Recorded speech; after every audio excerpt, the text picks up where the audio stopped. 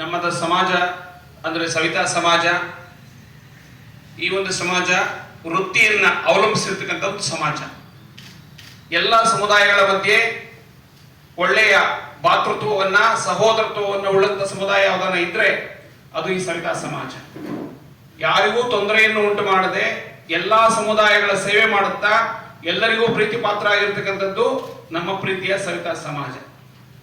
ಈ ಸವಿತಾ ಸಮಾಜದಲ್ಲಿ ನಾವು ಯಾವುದೇ ಸರ್ಕಾರಗಳನ್ನು ಅವಲಂಬನೆ ಮಾಡದೆ ನಮ್ಮ ಕುಲವೃತ್ತಿಯನ್ನು ಅವಲಂಬಿಸಿ ಪ್ರತಿನಿತ್ಯ ಕಾಯಕವೇ ಕೈಲಾಸ ಅನ್ನೋದಂತ ಬಸವಣ್ಣವನ ತತ್ವವನ್ನು ಯಾವುದನ್ನ ಫಾಲೋ ಮಾಡ್ತಾ ಇದ್ರೆ ಅನುಸರಿಸ್ತಾ ಇದ್ರೆ ಅದು ಈ ಸವಿತಾ ಸಮಾಜ. ನಮ್ಮ ಕಾಯಕ ವೃತ್ತಿಯಲ್ಲಿ ತೊಡಗಿಸ್ಕೊಂಡಿರ್ತಕ್ಕಂಥ ಈ ಸಮಾಜವನ್ನ ಎಲ್ಲ ರಾಜಕೀಯ ಮುಖಂಡರುಗಳು,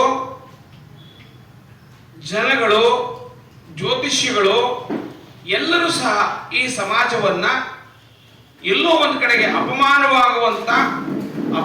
ಆಗುವಂತ ಮಾತುಗಳು ಮತ್ತೆ ಸರ್ಕಾರ ಸಹ ನಿಷೇಧ ಮಾಡಿದೆ ಈ ಒಂದು ಪದವನ್ನ.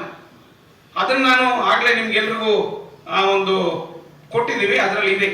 ನಾನು ಇಲ್ಲಿ ಮತ್ತೆ ಅದನ್ನ ಬಳಸಲಿಕ್ಕೆ ನನಗೆ ಸಂಕೋಚ ಆಗ್ತಾ ಇದೆ. ಯಾಕೆಂದ್ರೆ ಇದೇ ಪ್ರೆಸ್ ಕ್ಲಬ್ ನಲ್ಲಿ ಸಾಕಷ್ಟು ಸಾರಿ ಕೂತ್ಕೊಂಡು ಈ ಸಮಾಜದ ಬಗ್ಗೆ ನೋವನ್ನ ನೀವು ಪತ್ರಿಕಾ ಮಿತ್ರರ ಮುಂದೆ ನಮ್ಮ ನೋವುಗಳನ್ನ, ನಮ್ಮ ಅಳಲುಗಳನ್ನ, ನಮ್ಮ ಸಂಕಟವನ್ನ, ದುಃಖವನ್ನ, ದುಮ್ಮಾನವನ್ನ ಎಲ್ಲವನ್ನು ಸಹ ನಿಮ್ಮ ಮುಂದೆ ಹೇಳಿಕೊಂಡು ಕೊನೆಗೂ ಅಸಹಾಯಕರಾಗಿ ಮತ್ತೆ ನಿಮ್ಮ ಮುಂದೆ ನಾವು ಬಂದಿದ್ದೀವಿ. ಈ ಸಮಾಜಕ್ಕೆ ಅಂಟಿರ್ತಕ್ಕಂಥ ಒಂದು ರೋಗ ಅಂದ್ರೆ ನಮ್ಮನ್ನು ನಿಂದನೆ ಮಾಡೋದು. ಅದು ರಾಜಕಾರಣಿಗಳು, ನಾನು ಆಗ್ಲೇ ಹೇಳಿದೆ, ರಾಜಕಾರಣಿಗಳು, ಜ್ಯೋತಿಷ್ಯದವರು, ದಾರಿ ಹೋಕರು, ಯಾರೋ ರಸ್ತೆಯಲ್ಲಿ ಹೋಗುತ್ತಿರ್ತಕ್ಕಂಥ ಇಬ್ಬರು ಚಾಲಕರಿಗೆ ಅಡ್ಡ ಬಂದ ಅಂದ್ರೆ ಆ ಪದ ಬಳಸಿ ಬೈಯೋದು.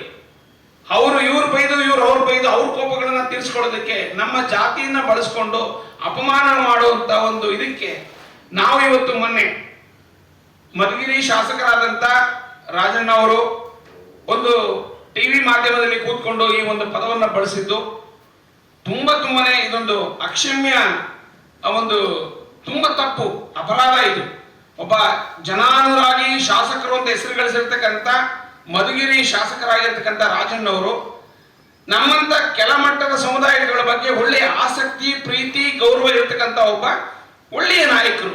ಆದರೆ ಅಂತ ನಾಯಕರು ಯಾಕೆ ಈ ಪದ ಬಳಸಿದ್ರು ಅನ್ನೋದು ನಮಗೆ ಶೋಚನೀಯ. ಆದ್ರಿಂದ ಸವಿತಾ ಸಮಾಜದ ಪರವಾಗಿ ಅವರು ಬಳಸಿರ್ತಕ್ಕಂಥ ಪದವನ್ನ ನಾನು ಖಂಡಿಸ್ತೇನೆ. ನಮ್ಮ ಸವಿತಾ ಸಮಾಜದ ಬಂಧುಗಳು ಸಹ ಇದನ್ನ ಖಂಡಿಸ್ತೀವಿ. ಇದರ ಬಗ್ಗೆ ನಮ್ಮ ಸಹ ನಾಯಕರುಗಳು ಇದ್ರ ಬಗ್ಗೆ ಮಾತಾಡ್ತಾರೆ. ನಿಮ್ಗೆಲ್ರಿಗೂ ಮತ್ತೊಮ್ಮೆ ಮಗದೊಮ್ಮೆ ಎಲ್ಲ ಪತ್ರಿಕಾ ಸ್ನೇಹಿತರಿಗೆ ನಾನು ಆಭಾರಿಯಾಗಿದ್ದೇನೆ. ಕೊಡ್ತೀನಿ, ಮತ್ತೆ ಮುಂದುವರಿಸ್ತಾರೆ. ಮಧುಗಿರಿ ಕ್ಷೇತ್ರ ಆಗ್ಬೋದು, ತುಮಕೂರು ಜಿಲ್ಲೆ ಆಗ್ಬೋದು, ನಮ್ಮ ಕರ್ನಾಟಕ ರಾಜ್ಯ ಸವಿತಾ ಸಮಾಜಕ್ಕೆ ಆಗ್ಬೋದು, ಏನಾದ್ರು ಇವತ್ತು ನ್ಯಾಯವಾಗಿ ನಮ್ಮ ಸಂಘ ನಡೀತಾ ಇದ್ರೆ ಅದಕ್ಕೆ ಕಾರಣಕ್ಕಂತ ರಾಜಣ್ಣವ್ರು ಮಾಡೋದು. ಬಟ್ ಆದ್ರೆ ಅವ್ರಿಗೆ ಕ್ಷೌರಿಕ ವೃತ್ತಿ ಅಂತ ಹೇಳ್ಬೋದಿತ್ತು. ಆದ್ರೆ ಅಜಾಮತ್ ಮಾಡ್ತಾರೆ ಅಂದ್ರೆ ಅದೆಷ್ಟು ಕಳಂಕನೆಯ ಮಾತುಗಳು ಅಂದ್ರೆ ಅಷ್ಟು ಬೇಜಾರಾಗುತ್ತೆ ನಮ್ಗೆ. ಒಂದ್ ಕಡೆ ನಮ್ಮ ಪ್ರೀತಿ ವಿಶ್ವಾಸ ಗಳಿಸ್ತಾ ರಾಜಕಾರಣಿ, ಇನ್ನೊಂದ್ ಕಡೆ ನಮ್ಗೆ ಅವಮಾನಿಸಿದವರು. ನಾವು ಯಾರು ಅವ್ರ ವಿರುದ್ಧ ನಾವು ಮಾಡ್ಬೇಕು ನಮ್ಗೆ ಬೇಸರ ಆಗುತ್ತೆ. ಯಾಕಂದ್ರೆ ನಮ್ಗೆಲ್ಲ ಕೊಟ್ಟಂತವ್ರ ವಿರುದ್ಧ ನಾವು ವ್ಯಕ್ತಪಡಿಸ್ತಾ ಇದ್ದೆ ಅಂದ್ರೆ ನಮ್ಗೆ ನೋವಾಗಿ ಅವ್ರನ್ನ ಅವ್ರ ಮಾತನ್ನ ಖಂಡಿಸ್ತಾ ಇದ್ವಿ. ಒಂದು ಎರಡನೇದು, ಆ ಸಂದರ್ಶನದಲ್ಲಿ ಮಾತಾಡ್ಬೇಕಂದ್ರೆ ಪ್ರಖ್ಯಾತ ಒಬ್ರು ನಿರೂಪಕರಿರ್ತಾರೆ. ಯಾಕಂದ್ರೆ ಅಂತ ಚಾನಲ್ ಹಲವಾರು ಚಾನಲ್ಗಳಲ್ಲಿ ಒಂದು ನಿರೂಪಕರ ಅಭಿಮಾನಿ ಕೂಡ ನಾನು, ಯಾಕಂದ್ರೆ ಅವ್ರ ಅಭಿಮಾನಿನೂ ಕೂಡ. ಆದ್ರೆ ಬೇರೆ ವಿಷಯದಲ್ಲಿ ಸಂದರ್ಶನ ಮಾಡ್ಬೇಕು ಅಂದಾಗ ಯಾವುದೇ ಒಂದು ವಿಷಯ ಬಂದಾಗ ಟಕ್ಕಂತ ಪ್ರಶ್ನೆ ಮಾಡೋ ವಾಕ್ಚಾತುರ್ಯ ಆ ನಿರೂಪಕರಿರುತ್ತೆ.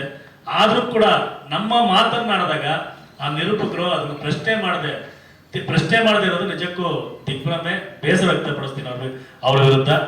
ಮತ್ತೆ ತದನಂತರ ಅವರು ಲೈವ್ ಕಾರ್ಯಕ್ರಮ ಅಲ್ಲ, ರೆಕಾರ್ಡ್ ಕಾರ್ಯಕ್ರಮ ಆದ್ರೂ ಸಹ ಅದನ್ನ ತಡಿಬೋದಿತ್ತು. ಬೀಪ್ ಸೌಂಡ್ ಹಾಕಿ ಮತ್ತೊಂದು ಹಾಕಿ ಮಾಡ್ಬೋದಿತ್ತು. ಆದ್ರೂ ಅದನ್ನ ಏಕೈಕಿ ಪ್ರಸಾರ ಮಾಡೋದು ಕೂಡ ನಮ್ಗೆಲ್ಲೋ ಒಂದ್ ಕಡೆ ಅವರ ಒಂದು ನಡೆ ನಮ್ಗೆ ಬೇಸರ ತಂದಿದೆ.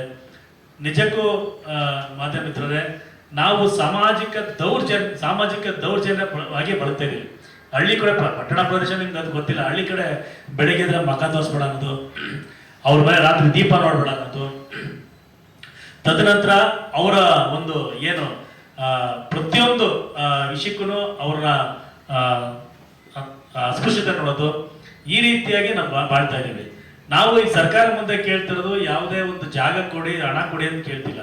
ನಮ್ಮ ಸಾಮಾಜಿಕ ನ್ಯಾಯ, ಸಾಮಾಜಿಕ ಭದ್ರತೆಗಾಗಿ ಒಂದು ಕಾನೂನು ಕೊಡಿ ಅಂತ ಕೇಳೋದು. ಅದು ಮೊನ್ನೆ ಡಿಸೆಂಬರ್ 2ನೇ ತಾರೀಕು ನಾವು ಪ್ರತಿಭಟನೆ ಮಾಡಿ ಮುಖ್ಯಮಂತ್ರಿ ಮನೆಗೆ ಕೊಡಕ್ಕೆ ಹೋದಾಗ ಮುಖ್ಯಮಂತ್ರಿ ಆಗ್ತಾನೆ ಪಾಸ್ ಆದ್ರು. ಬಟ್ ಅವ್ರ ಒಬ್ಬರು ಕಾರ್ಯದರ್ಶಿ ಇದ್ರು, ನೋಡಪ್ಪ ಇಲ್ಲ ನಿಮ್ಮ ಒಂದು ಉದ್ದೇಶ ಇಟ್ಕೊಂಡೆ ನಾವು ಮೊದಲು ಒಂದು ದ್ವೇಷ ಭಾಷಣ ಅಂತ ಹಕ್ಕು ಮಂಡನೆ ಮಾಡೋದು. ಅದ್ರ ಜೊತೆಗೆ ಈಗ ಜಾತಿ ಸಮುದಾಯ ಎರಡನ್ನು ಸೇರಿಸಿದ್ದೀವಿ, ನಿಮ್ಮಗಳಿಗೋಸ್ಕರನೇ ಅದನ್ನು ಸೇರಿಸಿದ್ದೀವಿ ಅಂತ ಒಂದು ಮಾತನ್ನ ನಾವು ಮನೆಗೆ ಕೊಟ್ಟಾಗ ಹೇಳಿದ್ರು. ಅದೇ ರೀತಿ ಅವರು ಕರ್ನಾಟಕ ದ್ವೇಷ ಭಾಷಣ ಮತ್ತು ದ್ವೇಷಾಪದ ತಡೆ ವಿಧೇಯಕವನ್ನ ಈಗ ಆಲ್ರೆಡಿ ವಿಧಾನಸಭೆ ಮಂಡಿಸಾಯ್ತು, ಅದು ಅಂಗೀಕಾರ ಆಗಿದೆ. ಇವತ್ತು ವಿಧಾನ ಪರಿಷತ್ ಮಾಡಬಹುದು. ಅದಾದ್ಮೇಲೆ ರಾಜ್ಯಪಾಲ ಅಂತ ವಿಧೇಯಕ ಬರುತ್ತೆ. ಈ ವಿಧೇಯಕ ನಾವು ನಂಬ್ಕೊಂಡಿದ್ದೀವಿ, ಇದು ನಮಗೆ ಜಾತಿ ನಿಂದನೆ ಕಾಯ್ದೆಯಾಗಿ ಒಂದು ಜಾರಿಗೊಳ್ಳುತ್ತೆ ಅನ್ಕೊಂಡಿದ್ವಿ. ಮತ್ತೆ ಅದ್ರ ಜೊತೆಗೆ ಒಂದು ಬಹಿಷ್ಕಾರ ಕಾಯ್ದೆನೂ ಕೂಡ ನಿನ್ನೆ ಮಾದೇವಪುರ ವಿಧಾನಸಭೆಯಲ್ಲಿ ಮಂಡಿಸಿದರೆ ಅದು ವಿಧೇಯಕ ಅಂಗೀಕಾರವಾಗಿದೆ. ಇವೆಲ್ಲ ಉತ್ತಮವಾದ ಕೆಲಸ ರಾಜ್ಯ ಸರ್ಕಾರ ಮಾಡ್ತಿರೋದು. ಈ ಧ್ವನಿ ಇದ್ದವ್ರಿಗೆ, ಒಂದು ತಳಮಟ್ಟದ ಸಮುದಾಯದವರಿಗೆ ಬಹಿಷ್ಕಾರ ಹಾಕೋ ಒಂದು ಸವರ್ಣ ಒಂದು ನೀತಿಗೆ ಒಂದು ಕಾನೂನನ್ನ ತರ್ತಾ ಇದ್ದಾರೆ. ಅದಕ್ಕೆ ರಾಜ್ಯ ಸರ್ಕಾರ ನಾವೆಲ್ಲ ಸವಿತಾ ಸಮಾಜ ತುಂಬ ಹೃದಯದಿಂದ ಸ್ವಾಗತ ಮತ್ತು ಅಭಿನಂದಿಸುತ್ತೆ.